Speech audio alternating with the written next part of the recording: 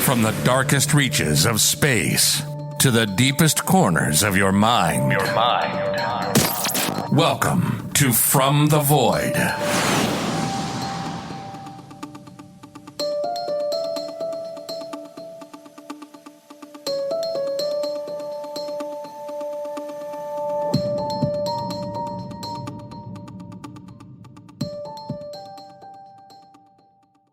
Welcome back to From the Void and part 2 of my two-part series with UFO investigator Preston Dennett.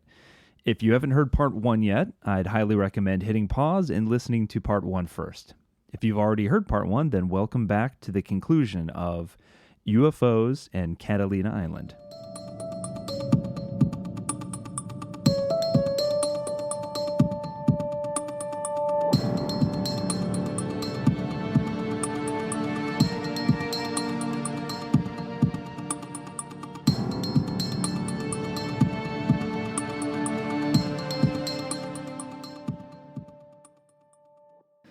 Yeah, that's really interesting. I couldn't help but think about, one of the kind of older, more famous, UFO abduction cases with Whitley Strieber, who wherever you fall in terms of if you believe his story or not, he has kind of changed his outlook on it over the years. To when he originally recounted his experience, it was kind of this terrifying, almost evil agenda, and now he thinks that it's just a situation where perhaps his fear was kind of clouding his experience, and if he had not reacted in the way that he had, that maybe it would have been a more benevolent experience than kind of what he felt it was, I guess.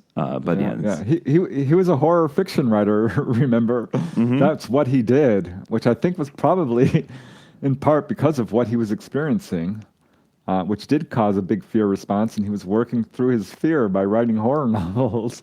Yeah. Love his book Communion, and which was one of very, very few books which have hit the New York Times bestseller list. He really popularized this subject. He, Bud Hopkins, a few other people really brought this to the forefront. John Mack, David Jacobs, those are the big three. And they would point out that every single, John Mack, Bud Hopkins, and David Jacobs all had multiple accounts of people who've been healed. Barbara Lamb, I've got many. Most major researchers have cases of physical healings, which is not getting the attention it deserves. We're a very fear-based society. We're trained to fear. I think that's been, a very strong sort of push by these 1%ers. I'm not a conspiracy theorist, and that's a little insulting too, to call people conspiracy theorists just because they're digging for the truth.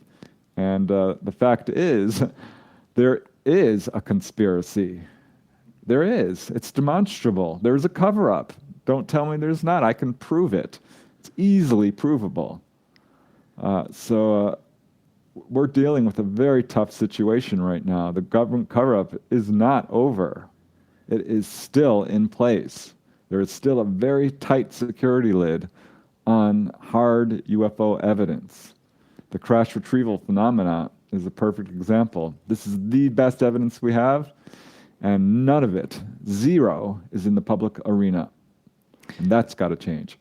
Yeah, and to your point, there was a essay that I read recently by Nick Pope, who worked for the Ministry of Defense in the UK some years ago. But he wrote this essay, I believe it's the beginning of Alan Steinfeld's new book on basically on disclosure and how to prepare for that sort of reality. And he talks about just how governments kind of have this multi-layered approach in an effort to hide the truth, and through using means like government contractors who don't work directly. It's not an actual government organization. It's contracted out through a government organization. So oftentimes, Freedom of Information Act does not apply to the release of documents through that group who are doing the study and things like that. And he makes this point. He's like, look, it's never been about the fact that, it might freak people out in the public, like we're not ready for this new reality that there are other beings out there in the universe, that space isn't just this empty void. It's always been about the fact that whoever gets this technology first, runs the show. Like there's money and power and military advancement connected to all of this. That's what it's always been about. It has nothing to do with scaring the crap out of the general public. It's always about money, Yeah. I'm shocked we don't get along better. I mean, there's a limited number of countries on our planet. Right. A couple of hundreds. We're a family, and we're such a dysfunctional family. It drives me nutty. I'm like, can't we get along? And here we have companies that sell weapons to both sides and have made war a business. And there's no reason for it. And if I could just bring up another case from my book, Wondrous. Yeah. In terms of, whistleblower accounts, this guy contacted me because he was involved in the Malmstrom incident, which is a very famous UFO encounter over Malmstrom, Montana, a nuclear missile base in which UFOs came down and shut down the entire base. I mean, all the missiles went offline. Robert Salas, God bless him, was the first whistleblower who came forward with this, went through a lot of grief because of it, put out a book, Fated Giant, on this case, and got a number of first-hand eyewitnesses. He was below ground. He didn't see the actual craft, but he found other witnesses who did. And in brief, these craft came over Malmstrom in 1967 and shut down these missiles. And Mel Hansen contacted me. He had contacted a few other researchers and was getting kind of the runaround, which makes me wonder. I'm like, are some of these researchers, not working for the good of humanity and are actually trying to cover this up? Because his story is very important and incredible. And I'm like, really? You had trouble getting this out? And it came to me. And I'm like, wow, yes, I will tell your story. And he was actually there at one of the missile bases, right, working on it, doing maintenance, in a Jeep outside one of these missiles when at night, one of these craft showed up. It blocked out the stars. It was huge. It was silent, hovered right over the missile, and the missile went offline. And this missile has a backup system, multiple backup systems. So it goes offline from, the electric lines and immediately goes onto the diesel generator, which keeps it powered up. And that went offline, and it immediately went onto battery power. And then that went offline, and it was shut down. So this is a big, big incident, and I can see why, from a military perspective, the guys at the top are like, oh no, aliens, they're enemies, hostile, threat, this is a threat, they're taking over. So from a military perspective, I get it, and I'll give them some sympathy for that. But if they really wanted to, they could have taken the missiles. They could have completely destroyed the missiles, and they didn't. They just shut them off for a period of hours and allowed us to turn them back on. So this is very clearly just a sort of a warning, a little slap on the wrist saying, what are you doing? This has been their number one message to all contactees, is nuclear proliferation. You're going to kill yourselves. You are causing damage not only to your own planet, but to areas you're not even aware of in other dimensions. This is why the modern age of UFOs coincides exactly with the atomic age, because it attracted attention from across the universe. And now we have UFOs crowding around our planet like, bees to flowers.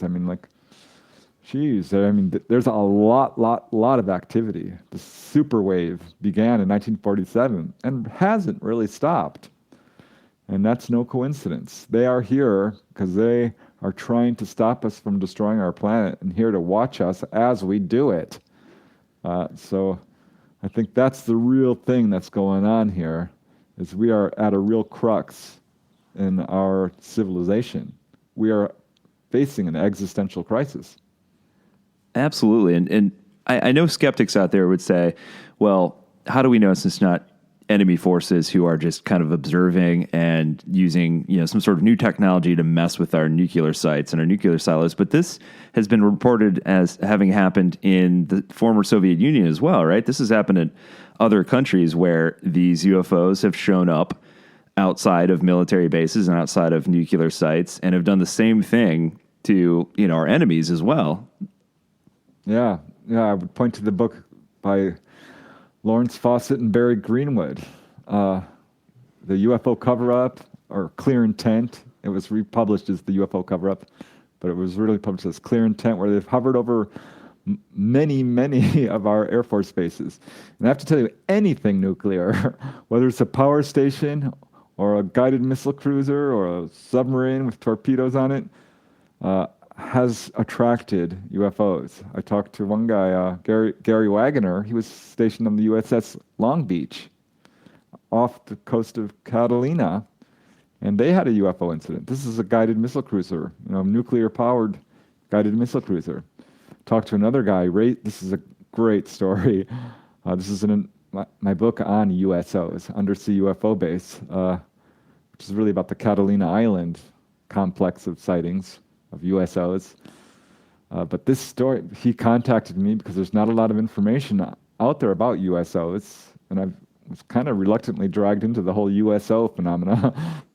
But fine, I'll do it, because I've investigated so many cases of USOs. And his story, he was stationed on the USS Clamagore. This is back in 1971. He's heading up the East Coast at about 12 knots on the surface of the ocean at night. He's on watch with another petty officer. He's an electrician's mate. And the commander is also there, Commander Boyne. The second in command, 4 people are on topside as they're cruising along the surface of the Atlantic up the East Coast when a USO shows up. An unidentified submersible object comes zooming towards their sub and starts pacing it right alongside it. If you're within a quarter mile of any other sea craft, that's too close. And this was right next to it. Very large, like they couldn't quite tell it was underwater. Very bright. First thing the commander says is goes to Ray, who's in contact with the sonar crew, says, do they see anything? Do they have this on sonar? And no, they didn't. This was invisible to sonar. So that was confusing. And this thing paced this Clamagore, which is carrying nuclear-tipped torpedoes. That was not known at the time, but now we do know. And paced the submarine for 15 minutes, during which time all the major officers came up on deck one by one because they wanted to see it too. And then they went back below. No one could identify it. This came in at about 100 knots, far faster than any submarine we have, officially or unofficially, because I've talked to some, submariners, and they said, oh, we have stuff that can go, upwards of 50 knots, which supposedly we don't have. But yeah, we do, but not 100. Right. And this thing, stayed and then left in another direction, moving slightly less fast, maybe 70 knots, he said.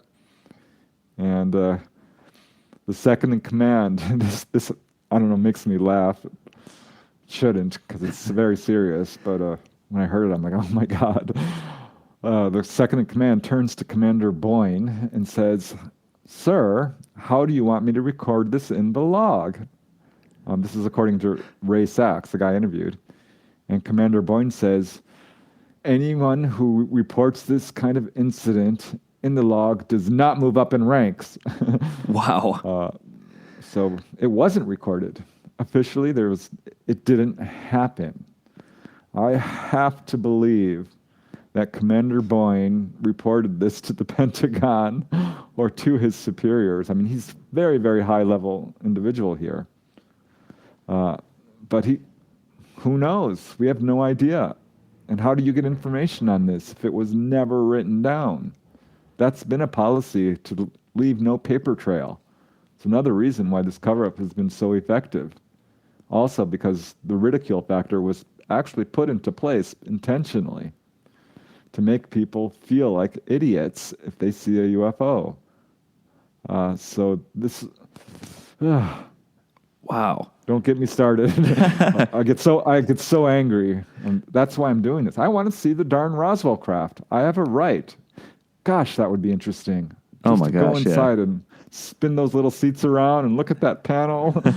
Oh man, I want to see it so bad. Well, I think from a purely scientific standpoint, I grew up as a kid just fascinated with space and space travel. And, I remember as a kid, getting my hands on anything I could, like back in those days, everything was on cassette tapes. So, getting cassette tapes on, Halley's Comet and, and all these different things. And so I've always been fascinated with bridging that gap between stars and finding out what else is out there. And if there is a chance in my lifetime that we could potentially have technology that would allow us to do that and to explore the universe, I want that. I want to know what else is out there. I want to see what other planets look like, Yeah. But I'm glad you brought up Catalina Island because, as I said, I became familiar with your work through happening to see you on a TV show recently. You were on Expedition X, which is one of my favorite shows to watch, and they reached out to you based on your research on these incidents around Catalina Island. And there is a connection there, I believe, right, with the USS Nimitz and that incident, where there was some more to the story, it seems. Beyond just the fact that our jets were kind of chasing around these UFOs, it seems that the other part of the story that we didn't hear, at least immediately, was that they also witnessed something under the water that was quite large. And there were a couple additional military officers that have now come forward and said, yeah, we saw this thing the size of a 747 under the water, and we have no idea what it was. And there were additional UFOs that were kind of circling around it. Now, I'm probably, getting some of that off, so correct me where I'm wrong there. But what other additional information do you have in terms of what happened that day and what other things they saw? Yeah, no, you got it right. That's exactly what happened. And I didn't know about this incident when I was doing my research. And I have many similar, with very large craft underwater and smaller ones above, darting around.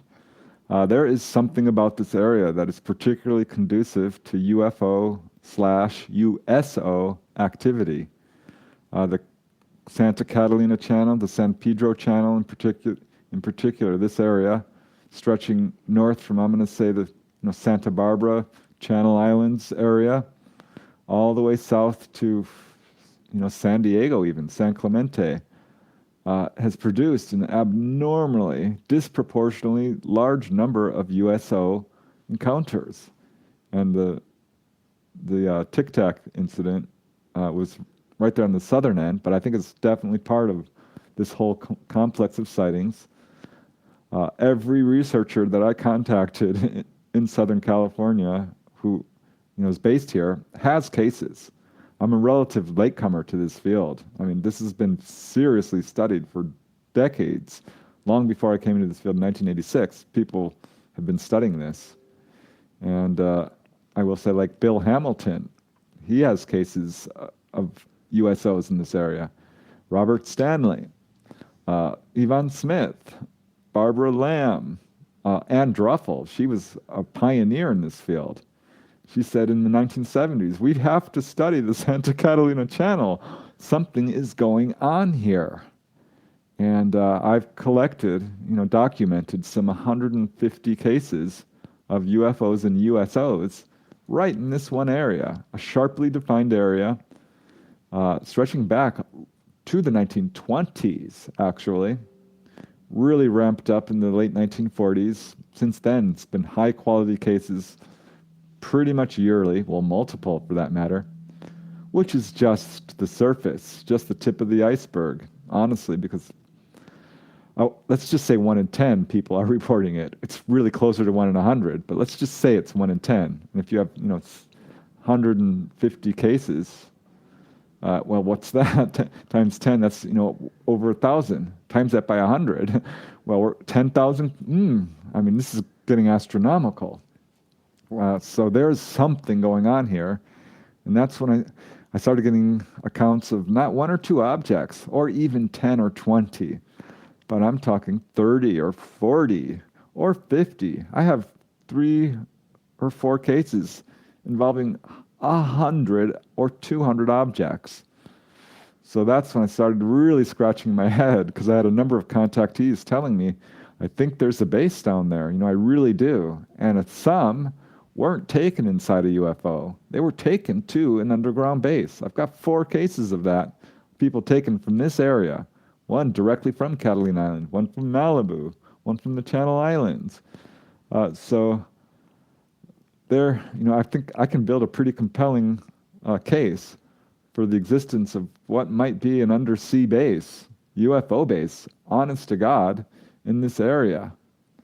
And this was long before this so-called Malibu anomaly turned up. I'm not sure if you've heard of this, but this went viral in 2000 and, oh gosh, it was after 2006. I forget what year it went. It could have been much later, 2016 even. But it was first noted in 2006 by Robert Stanley, but then went viral when Jimmy Church used Google applications to sort of peer into the water there and saw this anomaly, which looks like a structure. It's got a flat top, it's got pillars, it's got what looks like a tunnel. Looks like this weird sort of maybe alien base or something. So perhaps it is, because it's close. I kind of predicted a base was right there, and boom, it's right where the sightings are thickest. So I think that there could very well be a base there, and probably one of many across our planet. Something's going on at this Catalina Island area, and that Expedition X program. Wow, I was hoping they would see something. I really was. I thought they might, because they're bringing some really good technology, and they did. Yeah. And not just once. Yep. Damn, did you see it? Yeah, it was incredible. Something came right up out of the water, and they caught it on film. Well, and darting around. Yeah, and when he went to when they went to drop the underwater camera down, and it malfunctioned as soon as it saw that flash of light in the water. And then minutes later, I think, is when they saw the object come out of the water from the other vantage point, almost as a reaction to, oh, nope, you're getting too close. You can't, But I wasn't expecting, honestly, I watch a lot of these programs for purely entertainment value, because it's hard to say, how much of it is kind of pumped up for entertainment and how much of it is legitimate evidence. But, so often you don't, anybody who's watched a Bigfoot, TV show, they're never going to find a Bigfoot, but you hope they do, So like this program, they've captured some interesting evidence before, so I kind of had my hopes up, but I thought, well, maybe some odd things will happen, but I certainly was not expecting, not only once, but twice, because they were using the, what are they called, a DAP camera earlier in the show that's designed through computer software to identify anything in the sky as either an airplane or a planet or a satellite or whatever, and completely captured this unidentified flying object moving in very strange ways, very unnatural ways. And I would have been happy with that. But then later on, when they're investigating the depths of that area in the water, to catch the evidence they caught there as well was remarkable. I thought it was very fascinating.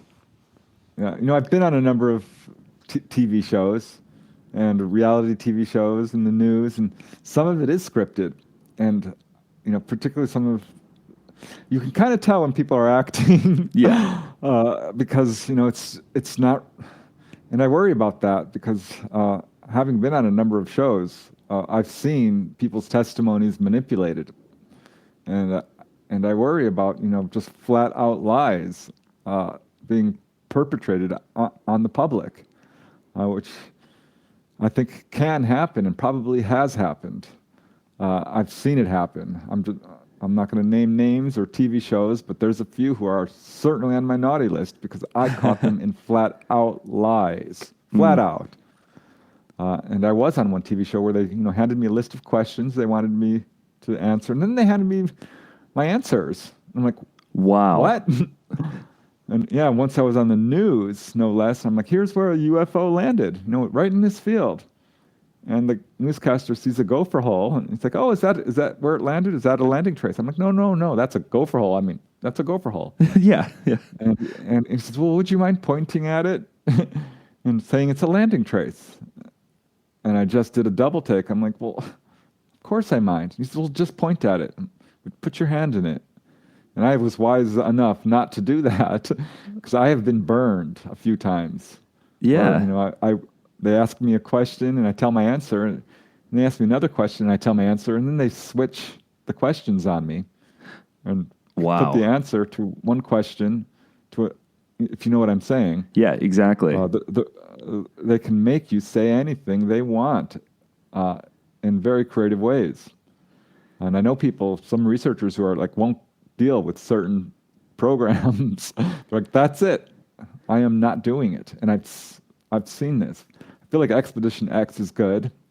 I really do. Good. Because they don't get stuff. They go out looking for the chupacabra. And it's a fun show. And I love Josh Gates. He's a really funny guy. Oh, he's hilarious. Yeah. and very entertaining and just very sincere. That's good. That's so good to hear.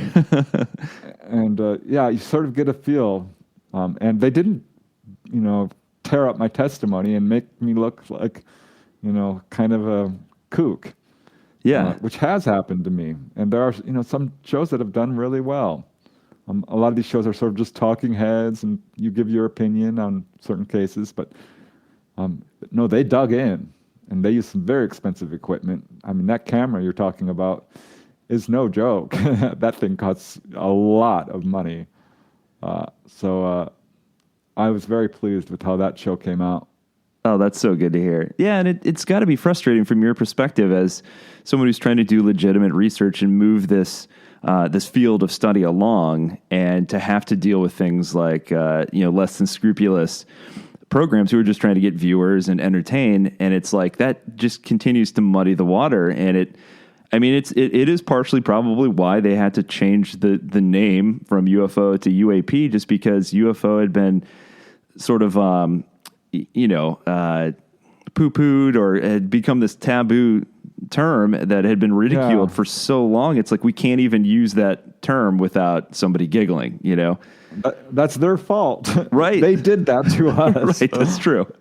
This was brought up at a White House press conference. I think the first time recently was with President Trump and Sarah Huckabee Sanders. Yeah. Was asked, what does Trump believe in UFO? What's his opinion on the whole UFO situation? And there was nervous laughter tittering through the press room. That happened again recently too. Yeah. Yeah, with Biden, who kind of dodged the question. Right. But did you hear what Obama said? Yes. Oh, yeah. Remarkable.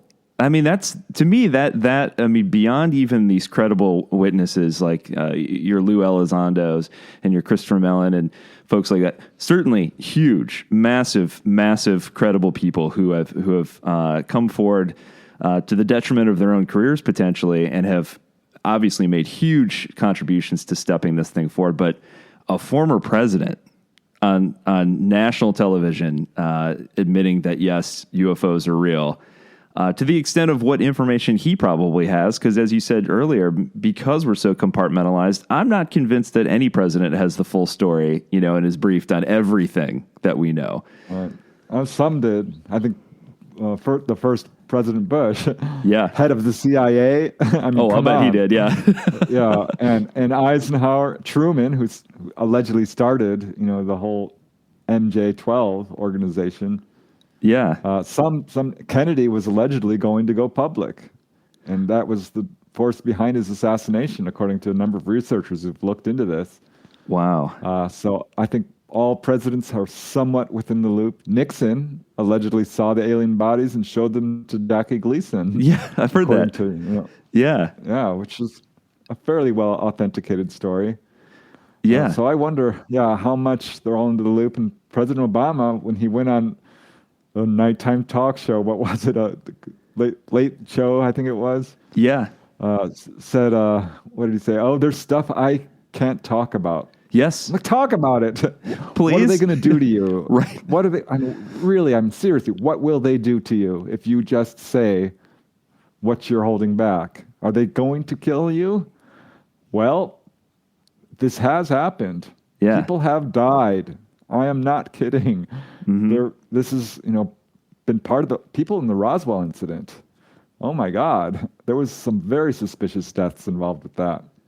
I would point to James Forrestal as an individual who's, claims to have committed suicide, but a lot of researchers don't think so. And if you look at the work of Leonard Stringfield, nicest guy, I contacted him. He was really gracious. Sent me signed copies of his status reports, which are all about the crash retrievals.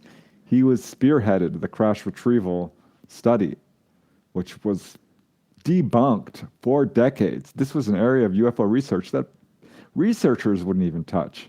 The very first guy, Frank Scully, wrote Behind the Flying Saucers, and he was viciously attacked, and his book was debunked, or attempted to be debunked. Now researchers have looked into it, because he mentioned the Aztec craft. And people are like, no, it didn't happen. The scientists, they were hoaxsters and blah, blah, blah. No, they weren't. They were viciously attacked. And people have lost their lives over this. And Wow. I think this is why, astronauts have not come forward fully. When we know from NASA insiders like Maurice Chatelain and Chris Kraft and many others that we were followed to and from the moon on the Apollo and Gemini missions. And if you look into the research on the moon, oh my God, will the real moon please rise? I mean, there's 2 moons there, one with nothing on it, and one that's filled with alien artifacts. And I think this second one is the true story, because just look at Glenn Steckling's book, We Found Alien Bases on the Moon, or George Leonard's book, Somebody Else is on the Moon. And those are just the first 2. There's this is a genre of literature now. So that's another story that will break wide open at some point, as now we're going back to the moon. Why did we stop? Yeah. Seriously, we stopped? That makes no sense. It's not that far away. Yeah, we went there quite a few times, and all of a sudden it was, no, we don't need to continue going. Gosh, yeah, that is interesting. And I've heard reports as well of some broadcasts from, I believe it was Neil Armstrong himself, that were caught by ham radio operators at the time saying, we're not the only ones up here, that were caught by multiple people who were, ham radio operators at the time.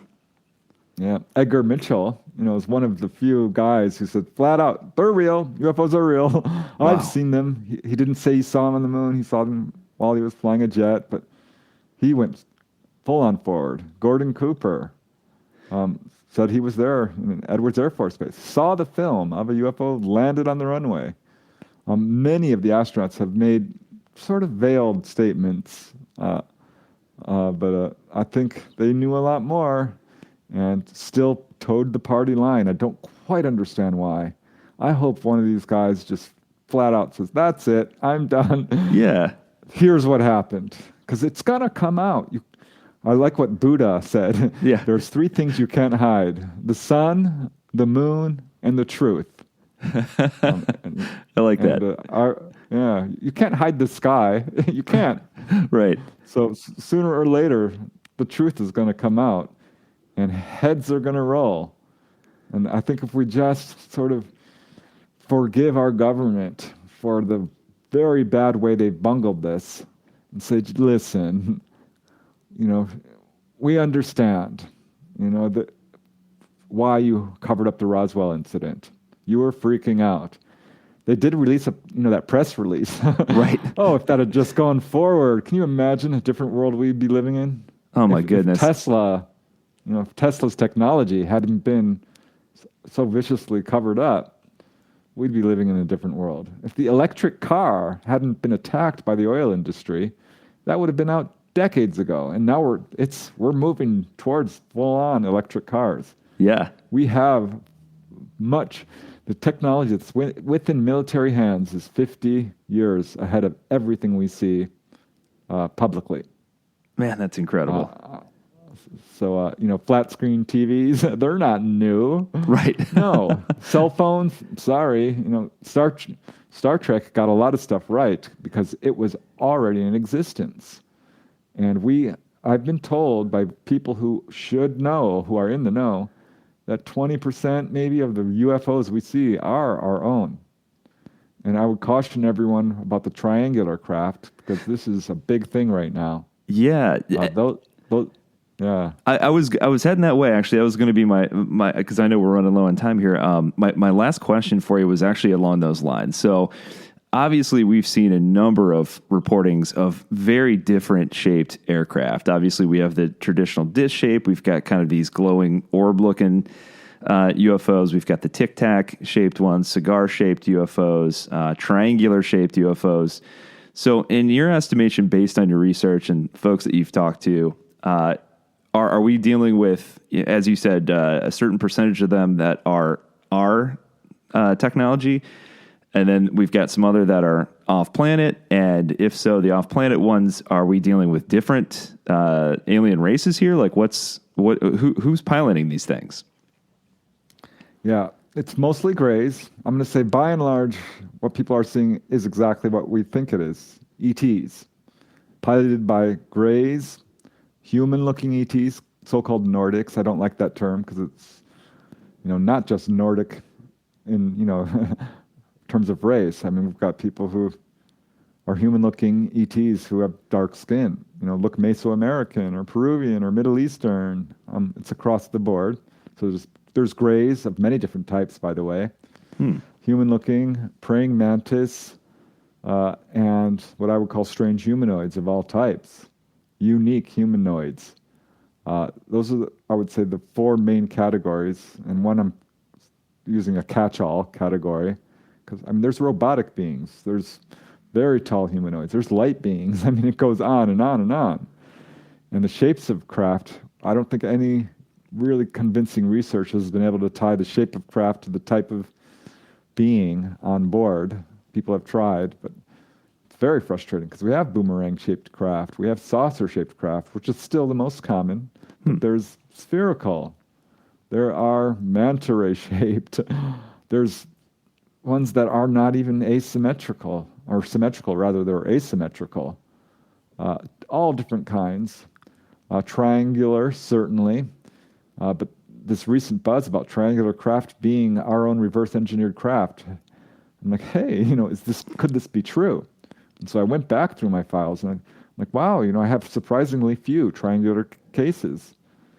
I have some, and I know of some where people were taken on board a triangular craft, and it was not ours. It was grays, So I'm not going to say all triangular craft are our own, but apparently a lot may be our own. Maybe 20%, particularly near Area 51 or Edwards Air Force Base or places where we do this sort of thing. But I don't think what people saw over Phoenix Lights was our own. I'm dead certain on that because Luke Air Force Base went on lockdown, launched jets after it, issued numerous contradictory statements, as for that matter did the police, and everyone who's tried to investigate this to any federal level has been completely stonewalled, and Freedom of Information Acts got nowhere. City government wouldn't even look at it, except for, God bless her, Frances Barwood, Yeah. who was receiving hundreds and hundreds of calls from people up and down the spectrum, even airport control tower operators and military officials, police officers, and a lot of people. And she basically was kicked out of office because of it. She became known as a, quote, UFO candidate and received a lot of ridicule. Yep. But still took it on. She took the bull by the horns. I do think, there are some schools of thought that the abduction phenomenon isn't even real, that it's government doing it. Nope. I don't believe that for a second. And I don't think any real researcher who's dug into this believes it. I don't think Bud Hopkins believes that, or David Jacobs, or John Mack, or Barbara Lamb, or people who've looked into this, but there are some leading researchers who feel like they're MILABs, military abductions. And I have to say, yeah, I think that does occur. I think there are people who've been abducted by the military and given very negative experiences and made to believe it was aliens. And for that matter, I know people who've had abductions by Greys and saw military personnel on board. So there does seem to be some level of cooperation with this. I don't know if that's true or not. It's a small smattering of cases, but certainly enough, I think, that deserves serious consideration. But by and large, no. When someone sees a UFO and it's landing in your backyard, this is not a government craft. Government test craft do not chase cars down the road and scoop them up into the sky. They don't hover over people's homes. They don't do displays over crowds of people, by and large. But to a certain extent, yeah, some of this is. And right now, there's all this fear of a false flag event, which is kind of frightening to me, that our government is trying to spin this UFO situation into a threat. And this is sort of the story that people are nervous about, and a lot of buzz in the UFO community about this. There's going to be a false flag event where the government comes down in a UFO, totally silent, a giant triangular craft, and starts, doing hostile things, blowing up an airbase, hurting people. If this happens, that's going to be very unfortunate. It's going to be a huge mistake, and they're bungling it further, and they're digging themselves into a deeper hole if they do this. So I hope they really consider what they're doing if this is their plan, because it won't be allowed to continue. The government may think they're in charge, but they're not. There's the true biggest force on our planet is the people. Yeah. We are the ones who are actually in control, because there's a lot of us. And the 1%ers is truly less than 1%. For that matter, who's really in control? If it's the ETs. They are on top of things. They can shut down whole neighborhoods to take people on board. They can, I don't want to say stop time, but pull people out of the time stream. I mean, I've talked to so many people who've had experiences when suddenly nobody's moving around them. Cars have stopped. The leaves aren't moving. Birds are stuck in the sky. I don't think they're stopping time throughout the entire universe or even in the neighborhood. I don't know how they're doing this, but they do this. And they can pull people into the past, into the future for that matter. They've shown people future events that do take place. They are on top of things.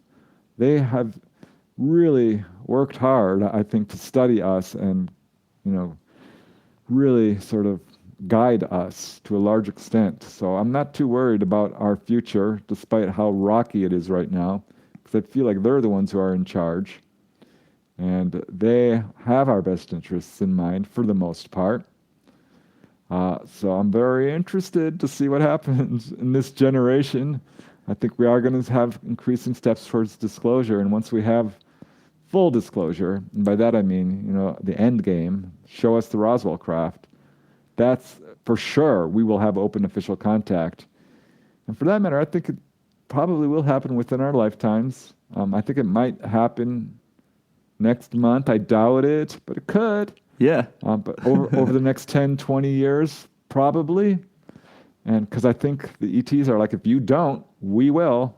And I think we are going to have open official contact. As soon as, this year, next year, 5 years, I think would be tops before we have a major, major event that says we're real. They may not land, but they're going to pull a Phoenix Lights incident that's 10 times of what happened at Phoenix. That's my feeling.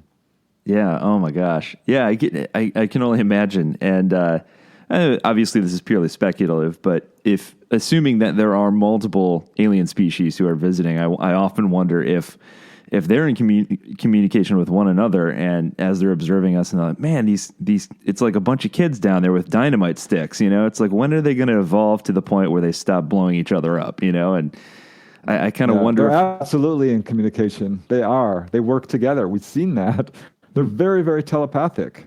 You can't lie to an ET. ETs can't lie to each other. They don't need government. They don't have a federalized government. They are in cooperation. They're very nerdy people. They're all about exploring.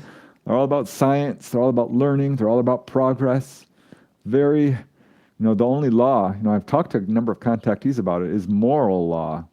They don't, have problems with crime, assault, rape, murder. This is not a problem in their society. Disease has even been largely eradicated. So that's why we should really, take a second look at this. If you are having a strong fear response to your encounters, step back, take a deep breath. Let's look at what's happening to you. Why are you so scared? What actually happened to you? Because I've talked to people who've been taken on board and had identical experiences, and they can come back with completely different outlooks. And people who work through their fear usually come around and say, you know what, this actually it's not bad news for me. I think this is good news for humanity. I'm so excited to have these guys out there. And if you don't believe in UFOs, please do your homework. I mean, look, just all the astronomers say, oh yeah, they've got to be real. If they're not visiting our planet, they still believe that we're not the only life on Earth. Or in the universe, rather. It's an exciting time for UFO research right now. It's mainstream. I've waited for decades for this. Yeah. Finally, it's happening.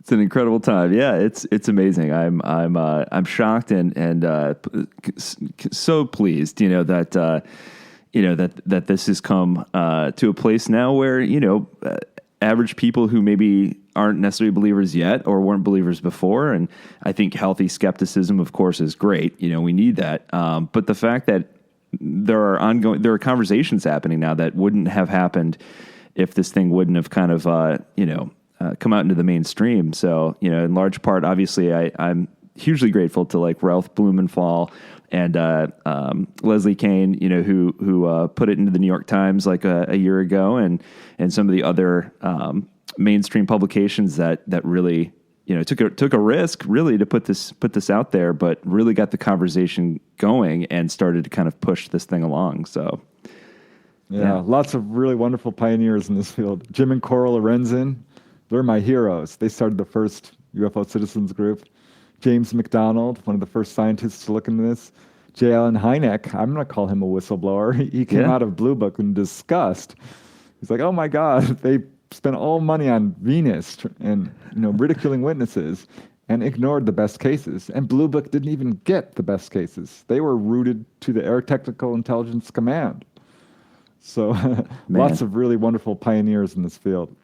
Yeah, absolutely. Well, thank you so much for coming. This is so fascinating and so interesting. And thank you so much for coming on and spending your afternoon with me talking about this topic that is thriving right now, is important. I'm so pleased that we were able to kind of talk about some of these really fascinating cases and some of these very interesting, incredible witnesses that have just some fantastic stories to tell that need to be heard. Yeah. Thanks for having me on. I do feel like this is an important subject. We could solve the energy crisis, the economic crisis, the energy crisis, all of which are kind of manufactured even. We don't need that. So I think that's what's going to happen. I'm pretty excited.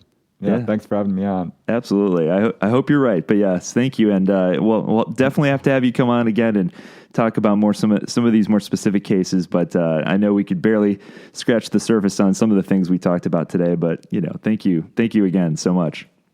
Hey, anytime. My pleasure.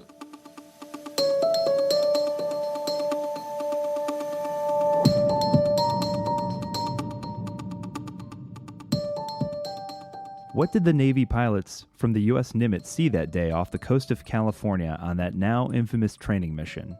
Were they foreign craft, top secret U.S. drone technology, or a visiting alien race? And what is happening beneath the water? Is there some sort of underwater base? Or is it just some sort of natural phenomenon? Perhaps the recent acknowledgement by the United States military that UFOs are in fact real is the first step in moving towards some sort of disclosure and hopefully the truth.